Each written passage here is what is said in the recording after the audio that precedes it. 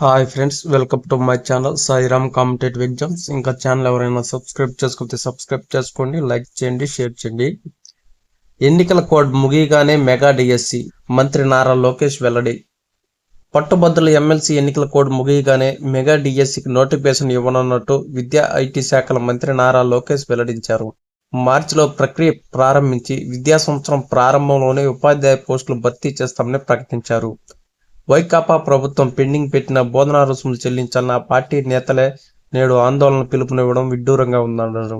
Telugu Desam party polit bureau సమావేశంలో పాల్గొనేందుకు శుక్రవారం మంగళగిరి పార్టీ కేంద్ర కార్యాలయానికి వచ్చిన లోకేష్ విలేకరులతో కాసేపు ముచ్చటించారు.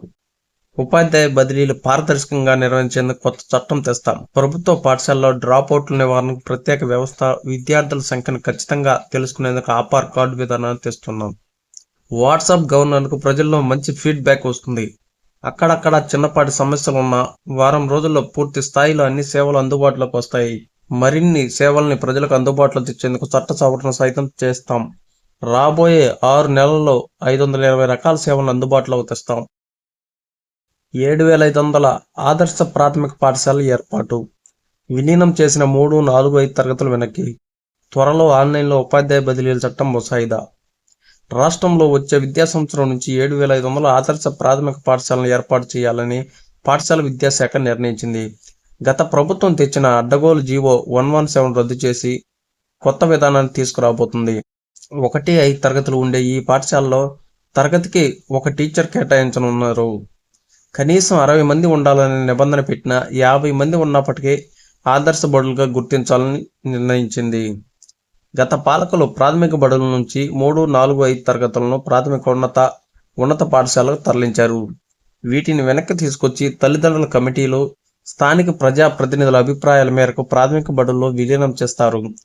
పాఠశాలల మధ్య దూరం ఎక్కువగా ఉంటే బేసిక్ ప్రాథమిక బడులను కొనసాగిస్తారు. ఇక్కడ 1 నుంచి 5 తరగతులు ఉంటాయి, కానీ వీటిలో విద్యార్థుల ఆధారంగా టీచర్లను ఇస్తారు. జీవో 117 రద్దు తర్వాత తీసుకుపోయే సంస్కరణలపై ప్రాథమికంగా క్షేత్రస్థాయిలో ప్రతిపాదనలు సిద్ధం చేశారు. పురపాలికల్లో వార్డు యూనిట్గా తీసుకుని ఆదర్శ పాఠశాలను ఏర్పాటు చేస్తారు.